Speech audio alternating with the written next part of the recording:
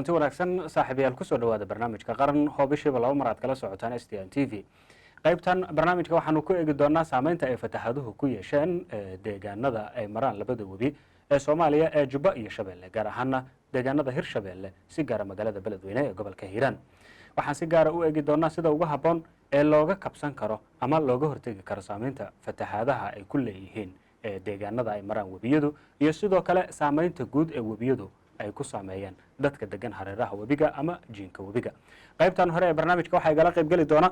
Tutor Sacad Maxamed Faarax. waxaa sidoo kale qaybaha kale ee barnaamijka ku daawan doontaan aragti dadweyne oo waxaa nagala qayb geli doona bulshada ku dhaqan ee magaalooyinka Muqdisho, Kismaayo iyo sidoo kale magaalada Qardho ee gobolka Bari. ku soo dhawaada waraysiga barnaamijka.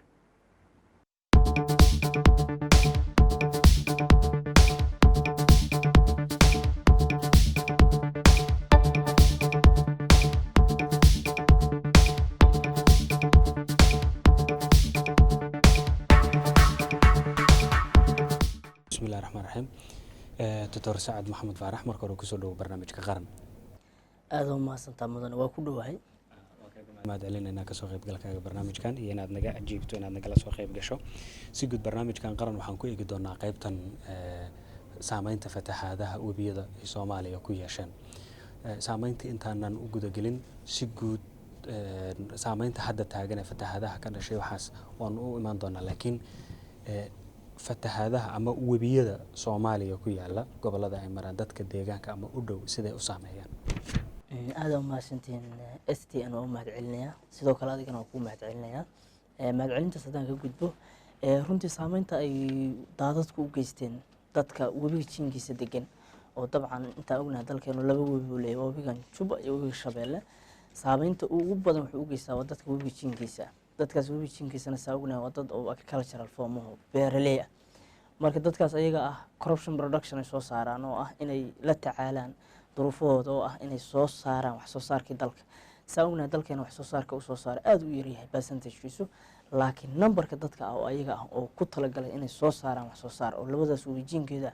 dabcan fatahaaduhu waxay u geystaan saameyn weyn oo muuqata. saameyntaas haddaan kor istaagno kow waxaa ka mid ah dalagyada ay beerteen oo kale inay devastation ku sameeyaan oo baabi'iyaan oo kale, oo dabcan qofku wuxuu la soo daala dhacaya sanad roobku markii la joogo sanad ka bacdi ugu imaadaa inuu ka bacdi ay beerihii ay beerteen uu ka baabi'iyo oo dabcan canalskay u sameeyeen oo ayagu ay manual ahaan gacan ugu samaysteen oo rabaan inay beertii ugu waraabiyo ay biyihii ay soo buuxsamayaan kanaaladii, kadibna ay beerihii ka harqinayaan, beerihiina ay ka baabi'inayaan. marka saameyntu waxay noqonaysaa mid oo ah beerihii oo kale ah, mid nafeed oo dadkii ah, mid ah deegaankii ah, ama ecosystemkii oo dhan deegaankay ku noolaayeen ayagii muxuu ahaa beerahoodii naftoodii waxaasoo dhan inay dhibaato ay u geysato, ka bacdina halkaas ay kaga imaadaan dhibaatooyin badan hadday noqoto xag caafimaad iyo hadday noqoto masiibo kale oo ayagii naftoodii ay ku waayaan. kuwaasaa marka ugu ah fikirada ugu waaweyn oo la kulmi karaan.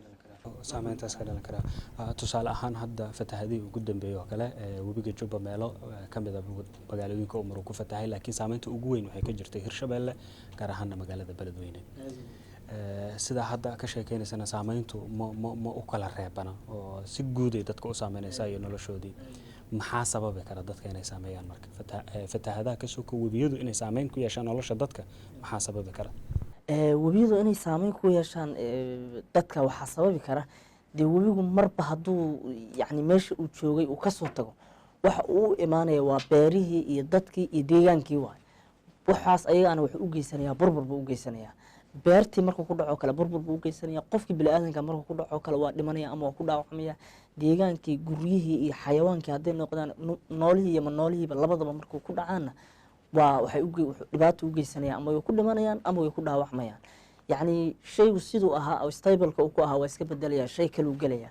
adiga tusaale oo kale haddaan inta muxuu baddan ay kugu soo fatahdo adoo halkan jooga, yacni dhibka geysan kardha waa garanaysaa. waxay adaysi ku dhaafeen, guryihii bayse dhaafeen, xayawaankii bayse dhaafeen, dhulkii bayse dhaafeen, wax ay deynayaan lama arka, wax kastana waa burburinayaan. marka saameyn togan oo loo jeedo oo burbur oo u jeedid oo mid nafeed iyo mid kaleba ah intaba inay geysanaysaa waa midaad arki karto oo dadka dhibaatada ugu badan u geysanaysa. marka la fiiriyo laakiin saameyntaas iyadoo ay jirto iyo haddana waxaa dhacda in tusaale ahaan xilliga oo kale waqtiga saameyntiisa ay jirto yaa la dareemaa maxaa keeni kara bay kula tahay marka in saameyntii shalay jirtay haddana berri ay soo laabato haddana la filan kara in mar kale ay soo maxaa soo celceliya aad u weyn waa runtaas runtii su-aal aada muhiim u ah waaye saameyntan waxaa soo celcelinaya runtii oo markasta loo expectationkeeda loo filinaya waxaa weeyaan dadku waxayse ayse ogeyn ama systemka duuliga oo markaas jira waxayse ogeyn biyuhu shalay soo fataheen ama sanadkan sanadkii ka horreeya soo fataheen lama fiirinayo istaraatiijiyada war biyahan soo fatahmaya oo sanad kasta soo fatahmaya oo dadkan iyo dhulkan baabi'inaya maxay u soo fatahmayaan maxaa keenaya tusaale qofka hadduu xanuunsan yahay oona la fiirin qofkaan la baarin oo dhihin qofkaan wax xanuunka u keenay muxuu yahay dawo lama siin karo kow waa inaa ogaatay etiologic agent waxa la dhaho quiz agent waa inaa ogaatay maxaa sababay virusaa sababay ma protozoa sababay ma fungal baa sababay maxaa sababay waxaan markii la ogaado viruska sababay ama protozoa sababay ayaa waxaa la heli karaa dawada shaygan webiga la mid waa webiga haddaan la ogaan waxa sababta u fatahmaya waxa keenaya oona laga hortegin taas sanad kasta waa fatahma tusaalean usoo qaadanaya webigan inta ugu badan intuu ka fatahma waa gobolka hiiraan ee magaala madaxa beledweyn way hadda fatahaadaha inta ugu badan meelaha maaji figarkada badan webigu saameeyo intaan hadda u jeedna laakiin fatahaaduhu waa badan yihiin waa ka gadow waa ka fatahay jubooyinka waa ka fatahmeen gobolada webiga maroo dhan waa fatahan laakiin diversitygiisu waa kala badan yahay ama saameyntiisu waa kala badan tahay hadda beledweyne oo kale dadka beledweyne degan waxaa laga rabaa intay isku tagaan oo maskaxdooda kaashadaan maadaama aysan jirin system duwaliho u soo jeeda in biyahan laga xiro waxaa laga rabaa dadku intay ismobilays gareeyaan in ay ogaadaan biyahan meeshan kasoo burqanaya see layskaga celiya maxaa sababi kara waxaas kow intaan ugadin waxa sababi kara biyahan soo burqanaya see layskaga celin kara biyahan waxaa layskaga celin istaraatiiji waxaa jira biyahan layskaga celin karo biyuhu markay dhaafaan meeshii loogu talagalay ama xadka levelka loogu talagalay waxaa qasaba inay karkaarka jebiyaan kadibna ay ku butaacaan yacni environmentiga ku hareereysan oy markaas dhibaato u geystaan laakiin haddaan la xirin meeshii oona laga dhisin dhaamo waaweyn oo biyuhu galaan derbiyo waaweyn oo biyaha looga hortago geedo lagu abuurin caro la dhigin waxyaala oo protect measures aan la samayn biyuhu sanad kasta waa iska soo butaacayaan adduunka daadadka waa ka dhaca laakiin daadka ugu weyn adduunka daadadkii ka dhacay waxayaan daadadkii ka dhacay Mozambique Sudan iyo West Bengal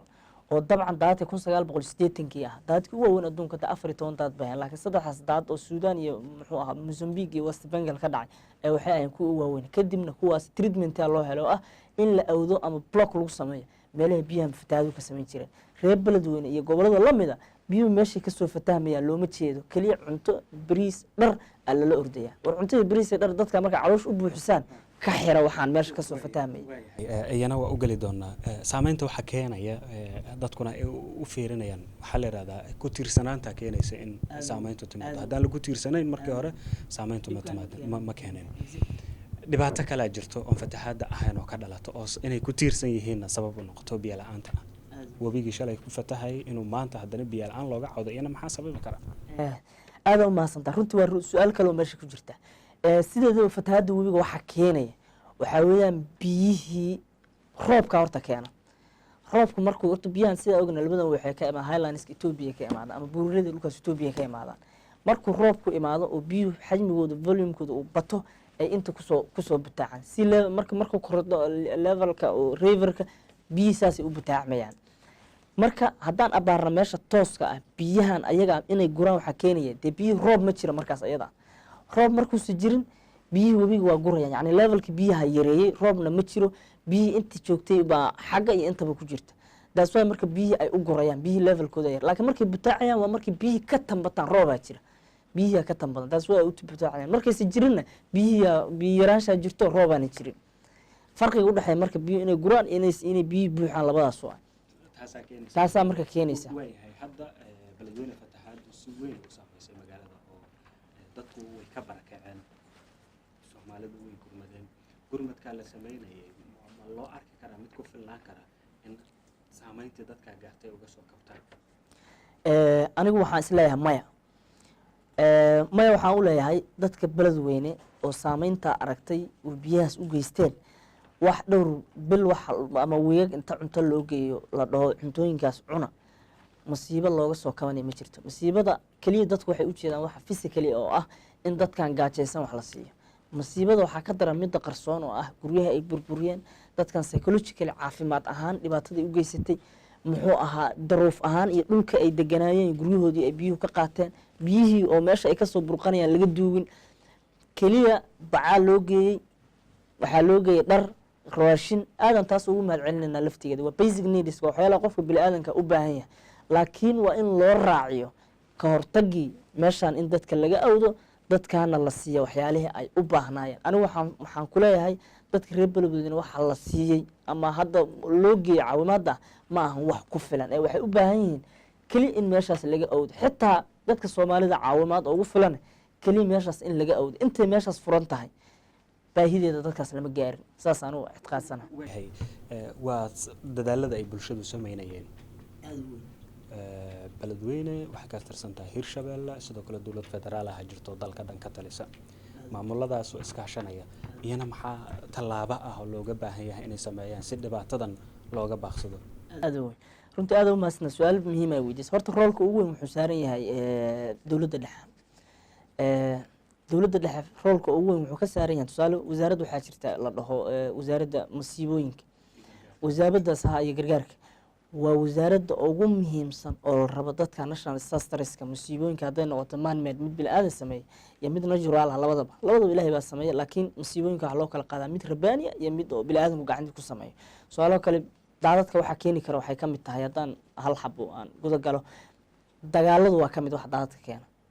civil warkan ku jirno daadadku qayb bay kamid keenitaankooda abaarta qayb bay ka tahay abaartaas iyo waxaasoo dhan maadaama ay ka mid tahay waxyaalaha keenaya tusaale dowladdeena dhexe roolka ugu muhiimsan horta ayadaa laga rabaa inay ka qabato marka cidda la raba inay u dejiso bolisigii lagula tacaali lahaa oo dadkan ayaga ah loo sameyn lahaayo kanaaladan looga xir lahayo dowlado shisheeye hadday tahay iyo hadday dadka gudahooda tahayba loola tacaali lahaa dowladda dhexe waa roolkeeda laakiin maamul goboleedyadu waxay leeyihiin oo roolkoodu tahay inay cabashadaas ayadaa soo gudbiyaan hadday inta kalaankooda ka qaban karaan hadday iska qaban karina dowladda dhexe ay ku dadaasho laakiin meesha waxaa ka maqan dowladda dhexe frameworkeedii ahaa in ay dadkan muxuu ah u keento istaraatiijiyad cad oo meeshaan ayada ah looga moosayay si kasta oo looga moosayba marka roolka ugu weyn labadaba waa saaran yahay laakiin culayska ugu weyn waxaa iska leh dowladda dhexe iska leh lagana rabo inay ka hortagto yahay anuu usoo laaban doono isla su-aashan haddaan wax yar dib ugu laabano fatahaadda iyo saameynteeda bilowga waxaad ka dhawaajinaysay in markay biyuhu fatahaan dadka ay noloshooda si siman u saameynayaan oo deegaankii iyo beerihii iyo xoolihii iyo dadkii wixii oo dhan ay saameynayaan gobollada webiyadu ku yaalaan wax soo saar bay leeyihiin intay doonaan baa la ekaadan qudaartu u badan tahay soomaaliya soo saaraan saameyn intee la eg bay noloshooda ku yeelan kartaa mustaqbalka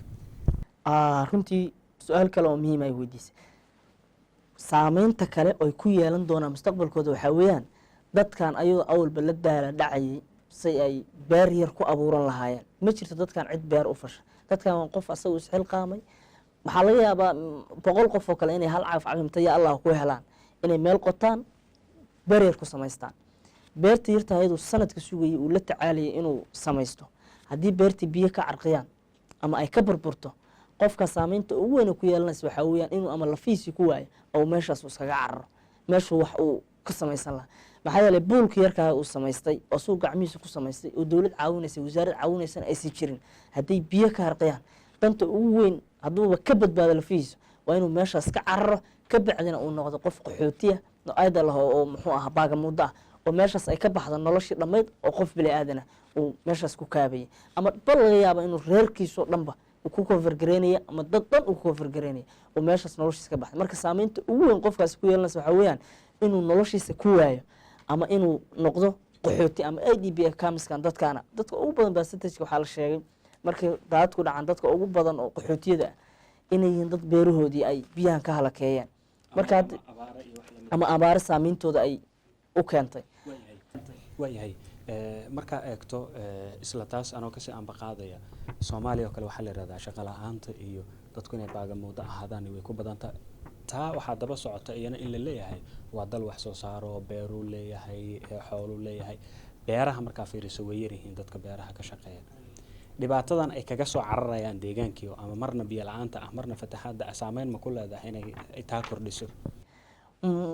maxay u kordhin weyda qofkii meeshuu subax shaqo u qaadanayo yaambadiisa intuu qaato uu beerta u falinaya haddii biyo ay ka carqiyaan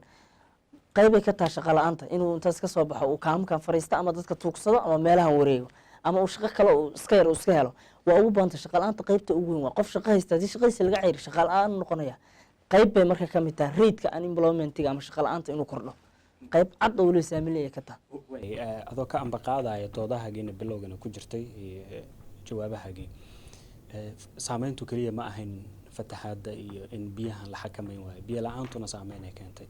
muxuu noqon karaa xalka ugu habboon labada dhinacba lagaga badbaadi karo soomaalida waxay tiraa see xeega loo xagta alkana ku nabadgala see biyihii loo haystaa oo abaarta lagaga badbaadaa fatahaadina laysaga ilaalin karaa runtii waa runtaa midda u baahanaaba waa midaas qorshaha hadda maanta oo dhan aan la wareegeyno oo long distancing aan usoo gelayno warsee xeero iyo loo kala xagtaa sax kaas weeyaba qorshahan u baahanayo keliya dadkan in ay biyana helaan dhibaatada ayadaa uu dhibaha ama saameynta uu keenayana looga badbaadaa waxaan u baahanaaba waa intaas basaba su-aasha adaaba soo koobay yacni dadkan waxay u baahan yihiin in laga hortago waxa keenaya dhibkan si ay webigoodan ama meesha jiinka ay ku nool yihiin ay wax soo saarkoodana ugu soo saartaan dhibaatada webigan u keenayaan looga celiyo bulshada degan jiinka webiga tusaale ahaan musiibooyinka markaa kala qaadaysay midna bini aadanka in kastoo musiibo dhan xagga ilaahay ka timaado dadkaa sidaa u kala qaybiyey dadka ayagu halkaa degana ku intifaacaya saameyn ma ku leeyihiin disasterska halkaa ka dhacaya in abuuraan ayagu saameyn ma ku leeyihiin tusaale ahaan webigoo kale dhir buu leeyahay marka la gaaro xilliga abaartaa soomaalidu dhirta way shidataa qaarkood inta soo jaraan magaalooyinka u iibgeeyaan ayagoo la rabay in fursado kale ay ka faa'iidaystaan waxaan ay samaynayaan dhibaato intee la eg ay ku abuuri kartaa ayaga hadhow exactly waa runtaa waxyaalaha ugu waaweyn oo iyagu gacantooda ku sameeyaan beeraleyda oo fatahaaduhu qaybta ay ka tahay waxaa ka mid ah deforestation oo ah in dhirtii la baabi'iyo ama in dhirtii loo adeegsado dhuxul loo adeegsado waxyaalaha ka mida oo daadadka keena waxaa ka mida in dhirtii la baabi'iyo dhuxul loo adeegsado marka beeraleydu waxyaalaha ugu weyn oo sameeyaan waxaa weeyaan inay dhirtii baabi'iyaan hadday rabaan dhuxul ha u adeegsadaan hadday rabaan si kale oo muxuu ahaa ayaga ay rabaan ha u adeegsadaan inay meeshii baneeyaan dhirtiina baabi'iyaan saymeynta ugu weyn qayb ayaga kale oo ah dhirtii la rabay keliya inay ka hortagaan biyahaas ayaga ah ayagu inay baabi'iyaan oo ay oo la tagaan faas marka qayb bay ka mid tahay ayaguna saameynta qayb bay ka leeyihiin isla dadkaas ma loo diyaarin karaa ayaga in ay ku baraarugsanaadaan ama ay qayb ka qaataan sidii looga faa'iidaysan lahaa faa'iidada ay leeyihiin webiyadan oo keliya musiibooyinkooda aan loo joogin ma loo diyaarin karaa dadka exactly waxa ugu muhiimsan oo ka maqan waxaa weeyaan roolkii muxuu ahaa roolkii wasaaradda aa meesha ka maqan dadkan waxay u baahan yihiin public awareness waxa la dhahaa wacyigelin beer inta yaamba iska qaata iska faga ma beerta waa in dadkan la baro sida beerta loo abuurto waxyaalaha beerta muhiimadda ay leedahay webigan asaga muxuu manaafaca uu leeyahay sida hadhow oo kale markii webigan uu biyaha u soo butaac sida looga carar lahaa oo looga badbaadi lahaa xag caafimaad muxuu ahaa inay looga wacyigeliyo dadkan waxay u baahan yihiin wacyigelin dheeraada oo webigan siday u intifaacsan lahaayeen ayaguna beerahoodana u intifaacsan lahaayeen dhibka ooga imaanayana si safety ah ay uga mayngelayaan marka meeshaas rool waxaa ka furan ah dadkaas wacyigelin in la siiya marka wax wacyigelin lama haystaan qofka asagoo illiteracy oo jaahila uu soo baxaya yaambadiisu qaadana beeru falna hadhowna webigiiba asaga iyo biyihiisii asaga webiga isku qaadanaya beertiisii hadhowna waa qaylinaya marka meesha waxaa jira ma jirto rool baan jirin ah in dadkan wacyigelin la siiyo ku aadan beerta ay falanayaan webigan waxoo dhanba markii laisku soo duubo ma jirto marka roolkaasaa maqan waayahay intaan ognahay ama haddaan markhaatiga ka noqon karno dhowr jeero oo weliba dhow la xasuustaa fatahaadahan saameyntooda la arkay sidoo kale ayadoo fatahaadii laga cabanayo haddana waxaan aragnay in biyo la-aan meeshii shalay biyaha looga qaxayo haddana in abaar looga qaxo meel kale la aado intee in la egaan sii ogaan karna ma kula tahay in xal waqtiga dhow loo heli karo lagaga gudbi karo saameyntan soo laalaabatay anigu waxaan aaminsanahay in laga gudbi karo waxaa lagu gudbi karaa hadday jidho dad ku aadan dadkan webigu markasta kusoo fatahmayo haddii loo dejiyo policy ah in biyahan loo sameeyo daamam biyuhu markay soo burqadaan dadka storage loogu sameeyo biyaha loogu kaydiyo meelo biyahan aysan ka baxsan karin dadkan aysan saameyn badan oo ugu geysanayn in geedo lagu abuuro meeshii oo kale oo weli waxaan ku guda jirnaa kahortagii oo kale in kahortagigaas loo sameeyo dadkan ayaga laftigooda in wacyigelina la siiyo la dhaho muxuu ahaa xilliga seasonalka annaga dhibkan haysta waxaa weeye majidha weather forecasting waxaa la dhaho cimilo saadaalin haddii la haysto saadaalin cimilo seasonal kasta waxaa la ogeyn lahaa muxuu ahaa roobka dhibaatada geysan kara iyo ka aan geysan karin, webiga xilliga uu geysan kara dhibka iyo xilliga uu geysan kara intaba. markaasa dadka waxaa la siin lahaa digniino ama alert la siin lahaa digniino oo ah in ay meeshan ka tagaan si ku meel gaara. waxaa laga yaabaa dhibku inuu ma jirto marka alerts ma jirto ama wacyigelin guud ma jirto. cimilo saameyn cimilo oo ayadan laftigeedaba lagu talagelayo oo cimiladaas la ogaan kara in ay fatahaado keeni karaanna ma jirto. idaacadaha waxaan ka maqalnaa muxuu ahaa idaacadaha internationalka in East Africa ama Afrikaba inay fatahaado ka dhici doonaan oo Soomaaliya qayb ka tahay. xitaa haddii nolosha tabar aan iskaga celin karno fatahaadahaas ilaahay baa celin kara, laakiin yacni wax uun xatiga mitigation form oo kahortaga oon samayn karna ma jirto. adduunka waxaa markii fatahaadaha la jooga ama masiibooyinka la jooga waxaa jirta kahortaga, waxaa jirta kadibataga iyo waxaa jirta muxuu duur markii lagu guda jiro emergency ah kaliya. intaas ba anagu muxuu ahaa diyaar ba uma nihinba intaas. haddaan ka hortagi weyno kahortag oo macnaha intuusa waxaanba imaanba haddii mitigation la sameeyo oo kahortag oo ah in dadkan meeshaan laga mooso in waxaan la sameeyo in dadka digin la siiyo waxaas kaba soo tagna markay dhacdaan hadda dadka emergency response fiican aan la siin karinba. marka waa wax markii laisku soo xooriyo dowlad la-aanta ama macnaa systemka 30 sano muxuu ahaa isla meeshan u socdo meeshan u socdo waxa waaye maadaama aysan jirin in loo diyaarsanayn in laga hortago haddana aan laga daba tegi karin, haddana jawaab degdeg aan la bixin karin wixii inta lagu jiro, xalka ugu dhow muxuu noqon karaa si loola tacaali karaa? aniga xalka ugu dhow waxaan u arkaa 10 cagaf haddii inta la qaato oo tusaale wasaaraddan u xil saaran masiibooyinka 10 cagaf intay qaadato juhdi dadkeedana ay kaashato deegaanka la dhaho 10kan cagaf waxaan rabnaa in godad waaweyn daamam la qolo bal biyahan levelkooda si loo dejiyo halkaas hadhowna axtay dadku xitaa faa'iido u noqonayaan. haddii daamam la sameeyo cagafyo loo qodo oo hadhow biyuhu marka levelkooda biyahan kali lagu sheegayo yacni halkan oo yacni waxaa siman dhulku meesha biyuhu ku fatahmayaan webigaas siman. hadday jiraan wax ka celinayo barrier hadday jiraan biyuhu ma soo taraari karaan. soo haddii helayaan meel kat weyso biyuhu ay ka kala leexan karaan oo biyuhu intay galaan hadhow biyuhu halkaas ay store ku noqonayaan biyuhu levelkooda waa degaya. marka waxa ugu fudud waxaa weeyaan 10 cagaf qaadataan meelahaas dhihi kartaan yacni biyuhu way ka soo fatahmayaan dhaamam waaweyn in laga sameeyo oo biyahaas lagu store gareeyo examplekaas in la sameeyo waa waxa ugu fudud waay. laakiin ma loo jeedo haddii dhibka jira ma loo jeedo waa waayahay maadaama dowladda hadda wasaarad gargaar ay leedahay gargaarka iyo masiibooyinka qaabilsano hadeerna si weyn uga shaqaynaysaan arrimaha fatahaada waxaas ku saabsan. dowladda waxaan usoo laabanaya su-aasheenii hore tallaabooyinka ugu muhiimsan hadda anagoo og tabarta jirta sida looga shaqayn karo iyo waxa kale badanee la qaban karo tallaabooyinka ugu habboon oo dowladda lagama maarmaan u ah in xal waxaan looga gaaro samayn karo maxay tahay? waxa ugu muhiimsan waxaa weeyaan oo dowladda la rabo inay xal uga gaarto. horta dowladdu waxay leedahay muxuu ahaa humanitarian aid dad caawiyaa jira, dowlado caawiyaa jira. hadda markuu dhacay fatahaadii hadda dowladaha ugu badan oo emphasize ka saara oo caawiya waxaa ka wada dowladdan Djibouti walaalahanahay si la mid ah Turkiga iyo Qatar ka mid ah.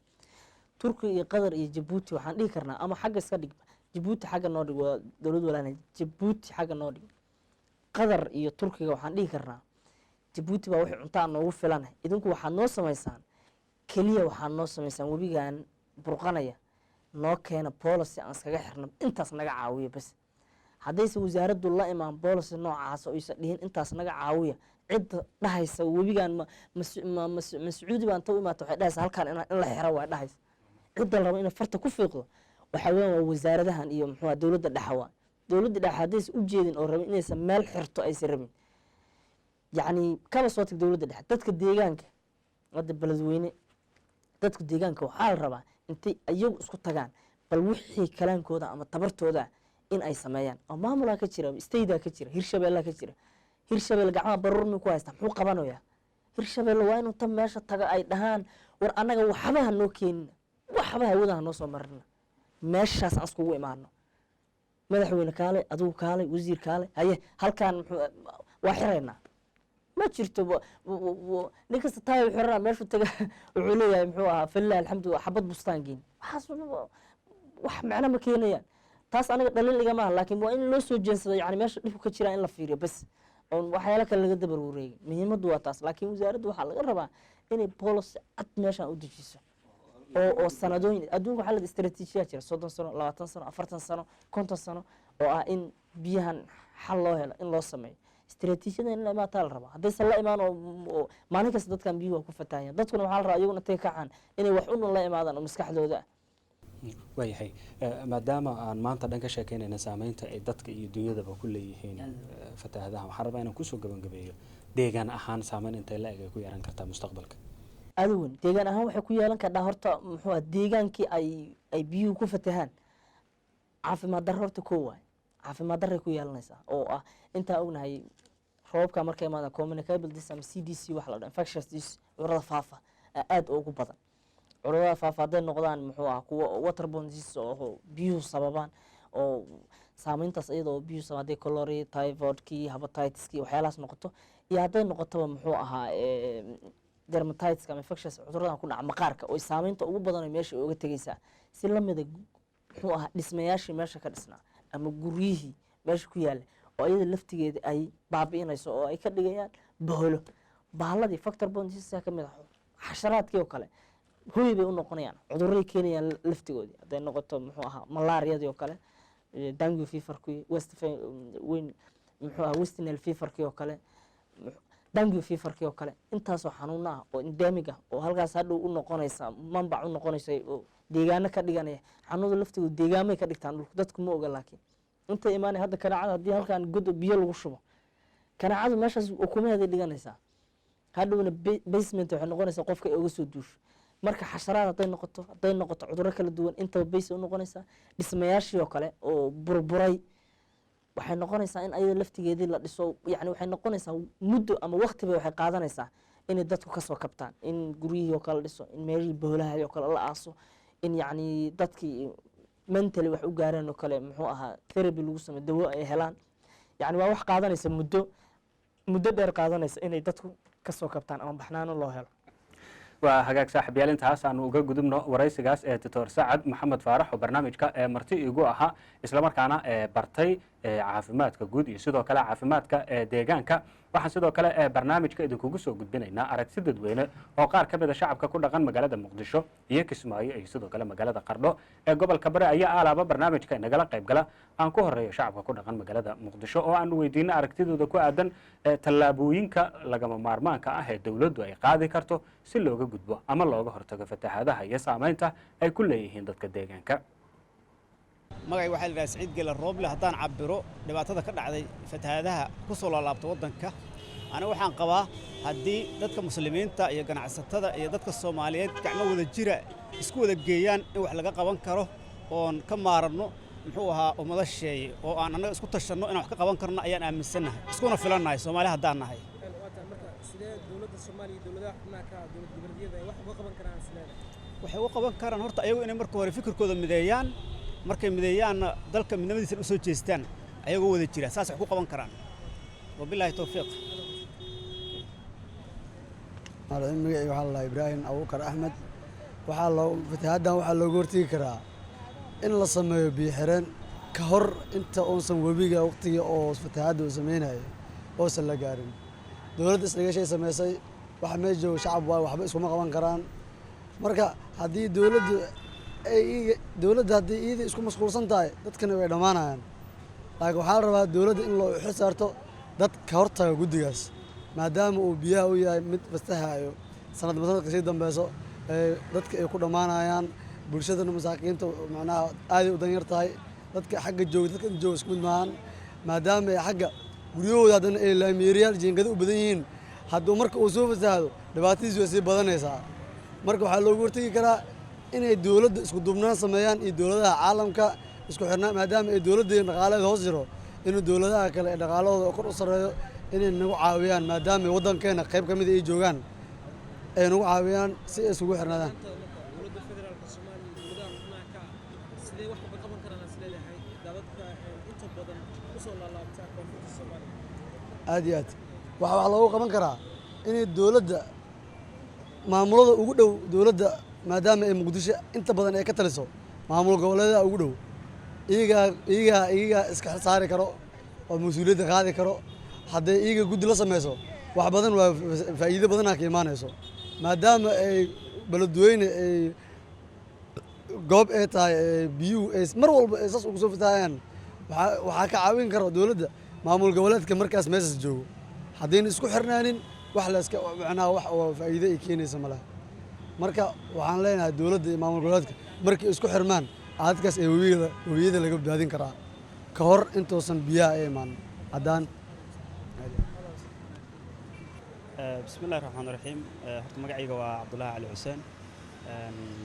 daadadkan dhacaya horta waa musiibo oo xag rabbaaniya ka imaatay laakiin waxa jira dadaal waa la sameyn karaa dadaal ka hortag oo kale waa la sameyn karaa haddii aad la sheekaysatay dadka khubarada oo macnaha waayeelka waa dhici jiray macnaha fatahaadahan oo kale laakiin waxay ahaa jirtay 10kii sanaba hal mar baa la arki jiray haddii dadkii hore la sheekaysatay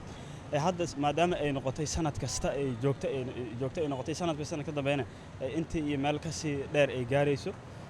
marka muhiimadda waxay tahay waxaan la sameyn karaa oo kaliya waxay tahay in wabigii oo kale la bixiyo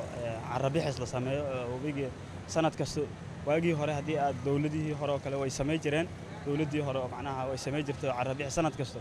marka waxay tahay muhiimaddu in wabigaas oo kale laga taxadiro carabixis la sameeyo markaas waxa la dhigi karaa wax kasta waa hoos u dhac inkastoo musiibo aan la celin karin hoos ba u dhici kartaa waxay wax uga qaban karaan waxay tahay in waxyaabahan soo noqdo wax laga barto oo webigaas oo kale meelaha biyuhu ka soo baxaan biyo xireen la sameeyo oo carabixis la sameeyo webigaas laga bixiyo carrada oo macnaha ka buuxsantay webiga marka uu aragtay sanad kasta oo biyaha mar ever ay noqdaan heerka uu joogo aragtaa webigii ahaa jiray aad saaid u dheeraa jiray hadda meel uu jooga marka carabixis hadii la sameeyo biyo xireen la sameeyo meel biyo ka soo baxayaan taas ayaa noqon karta macnaha isdhihi karaa ka hortag u noqon karta bismillaahir rahmaanir rahiim abshirta allah nawaafajiyo iibaankana dadka allaha gelsho waxaa lagu dadka waa loo duceeyo waxaa la yidhaha ilaahu iibaanka geli haddaysan u qorayna ilaahu nagu shartiraa la yidhaha waxa weeye fatahaadaha iyo waa culays jira allaha u saqiro ummadda ay ku dhacday bini aadan waxba uma qaban karee allaha wax u qabto waa intaasu waa iga induco inta ka soo harta waxaan qabaynaa iyo xusulduubkan dadkan ku jiraahu dadkii la yaqiin maaha oo dalka u nixi jiray oo dadka u nixi jiray oo xishoodka u nixi jiray ma aha waa dad oon iska socda ilaahay og yahay waxa ay raadinayaan marka waxaan idin leeyahay niman yaryaraa tihiin niman mustaqbal laha tihiin iska dhaafa waxaas waa wax laga waxa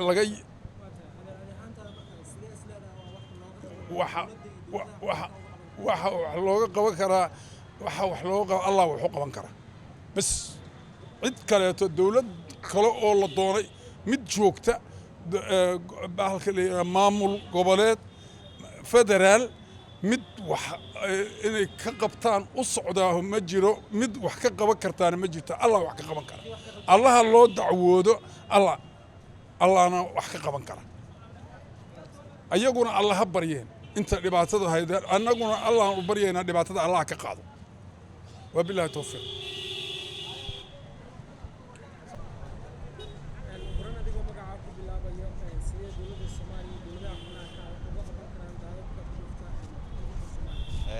magacayga waxaa waaye Ismaaciil Maxamed Xasan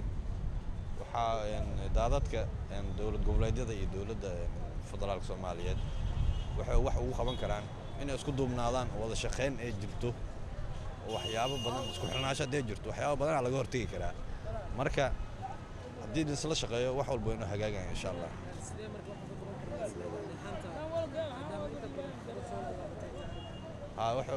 والله عقبات صار لابته وحاول سومالي واستخدام وحاول أفكار جري وخلاف جري أسكت جرا مركي لا يا حالي عريتاس وحياة بدن لا هاجي الله imikana magaalada Kismaayo ee shacabka ku dhaqan magaalada Kismaayo qaarkood ayaa barnaamijka in nagala qayb gala alaaba qaar kamid ah shacabka magaaladaasi ayaan weydiinay aragtidooda isla su'aashaas bismillaahir rahmaanir rahiim magacaygu waa Cabdullaahi Maxamed Raabi waxaan mahad celinayaa bahda STN waana ku dhawahay barnaamijka qaran show su'aasha ah maxay tahay talaabooyinka la qaadi karo ay dawladdu qaadi kartaa si looga hortago fatahaadaha dalka. waxaynu ogsoonnahay dhammaanteen in ay tahay musiibo qaran fatahaadaha dalkeena ka dhaca meelo badan oo kamid ah ka dhaca tii ugu daraydna ay tahay fatahaadihii hadda ka dhacay Beledweyne oo dad badan aynu ku weynay mas'uuliyiin iyo dad shacab ah aynu ku weynay marka dal ahaan meeshii waxa dagaalo badan baa dalka ka socdo oo laga hortaga ama maartay dad sifo kale dagaalo kale ka socdaan fatahaaduhu waxay kamid yihiin waxyaabaha shacabkeena kala gaabinaya waxyaabaha koobaad ee la rabo in tixgelin la siiyo sifo looga hortago ayna mar dambe ayna u dhicin arrintaas oo kale tusaale ahaan arrinta labaan u kala saaraya ka hortagaas mid shacabka iskale midna dawladda iskale midna shacabkaana ku hormaraya oo ah shacabku dadka dhibka ay soo gaadhayso waa iyaga run ahaantii iyaga la rabaa inay ka gaashaantaan waxyaabaha dhacaya tusaale ahaan iyaga og meesha webigu uu ka fatahayo webiga tusaale Beledweyne maamul bay leedahay maamul hoose ay leedahay shacab waxa jira la shaqeeya maamulka shacabkaas ama gudigaas la shaqeeya shacabka maamulka la shaqeeya waxa la rabaa in ay qayla dhaamiyaan meesha webigu uu ka fatahayo iyaga la rabaa inay maartay ay sameeyaan ay dhahaan wargelin ay dhahaan meeshan tadib webigu ka fatahaya shacabka ahaan marka iyaga isu geyn kara kharash ahaan ama kharash noqdo ama xoogooda ha noqdo iyaga marka koobaad la rabaa inay bilaabaan in ay ka hortagaan meesha ay biyo xireenka horta ay sameeyaan marka koobaad intii uu hawsha ayna dhicin midda kale ee dawladda runtii dawladdu mashruuciyo waaweyn bay u sameyn kartaa sifo loo xidho hadda tusaale ahaan Beledweyne webigii fatahay waxa ka horeysay biyo xireenna ay sameysay dalka Itoobiya ay sameysay sifo ayna fatahaada u sameeyeen biyihiisa ay u soo socdeen ay dawladdeenu u sugaysay weyn oo gaayeen sanad kastana way dhacdaa waxay markii dambe ay sababtay inay Beledweyne laga kala qaxo ay sameysay macnaha kadib markuu dadkii ay dhinteen ay dadkii barakaceen yaa waxa loo sameeyay maartay ama cunaan la geeyo ama gargaar la geeyo taas macnaheedu ma sameynaysa sanadkan soo socdana hadii aan hadda laga gaashaaman way sameeyay marka mashruuciyada waaweyn waxay u baahan tahay mashruuciyo waaweyn oo biyo xireenna lagu sameynayo ama tusaale ahaan meesha ugu daran ay dadku maartay biyuhu fatahaada markay ay dhacaan meesha ugu daran ay saameynayso in dadka meesha maartay laga kiciyo oo meel kale oo safe oo dadku maartay ay digi karaan in la dejiyo taas waa macnaha dadka meelaha ugu dardaran degan webiga oo kale dad waxa jira markii webigu soo fatahayba dad ay saameysaa jira dadkaas oo kale meesha waa la kicram dhulku maadaama balan meel kale la dejin kara oo dawladdu ay mashruuca u sameyn kartaa mashruuca kale ay dawladdu rabo inay sameyso waxa weeye in lacag maarta ay ku bixiso lacagahan meelo badan ku baxayo macna darrada waa naf badbaadin weeye mashruucan kadiya biyo xireenka waa naf badbaadin dadkii shacabka la badbaadinaya marka waxa la rabaa meeshii in la xiro meel aynan maartay biyuhu ayna ka soo maartay ka fati kareen ama biyaha meel kale in loo sii daayo taas dawladda iskale waxa kale oo maartay qodobkayga aan ku sheegaya dawladdu horta inay dhaqan geliso wixii aad aan sheegayno sanad kasta waa la sheegaa waxa la yiraahdaa waxana dhacay tana dhacday qof baa ku dhintay kay kala ku dhintay hadda tusaale ahaan Jubbaland oo kale marka intuuna wixii dhicin baa maartay waxa dhacday inuu madaxweynaha uu tagay goobweyn uu tagay meesha ay biyuhu ka fatahi lahaayeen shacabkii uu la tashtay wixii lagu sameyn lahaa ka hortag bay ahay taas dadku ku badbaaday marka waxa la rabaa dadka dawladdu iyadu inay isxil qaanto ay dhaqan geliso ku bixisa kharash xidho biyo xireenadaas dadka meesha degan ee maartay saameynta ugu weyn ay yeelanaysana meesha in laga qaado oo mar walba in dadku meesha ay ku dhintaan maaha meesha in laga maartay laga qaado ama waxa kale ay dawladdu ay sameyn kartaa in ay diyaariso doomo ama maartay waxya qalab ay dadkaas kaga badbaadi karaan markii ay waxa dhacaanba tusaalahan dawladdu hadii ka gaabiso kale in meesha ayna dhicin waxa fiican waxyaabo badan hadda caalamka soo gurmaday caalamka dawladdu kala tashan kartaa waxyaabaha ugu badan hadda caalamka adduunka marba dabka marba dabayl dhacaan waxay sameeysaa intayna waxaasi dhicin baa dadka la wargeliyaa waa maartay ama wixii hadii lagu hortay karo la sameeyaa dadkeena waxa weey markay wax dhacaan bayno inagu oranaa marka dawladda waxa la haboon in ay wixii horta marka horeba dadka shacabka ay maartay ka gaashaanto oo caalamka ay la wadaagto hadii wixii awoodeeda aan ahayn in caalamka la wadaagto oo biyo xireenadaas waa la sameyn karaa waana la sameyn karaa waa mar horena waa laga hadlay marka taasan aad iyo aad maartay dawladda ugu boorinayna intaas ayaan daawadayaal ku soo gabagabeynayna barnaamijkan qaran oo aad kala socoteen STN TV anigu Cabdi Fataax Axmed ayaa barnaamijka la socodsiinaya tan iyo xalaqada dambe nabadgelyo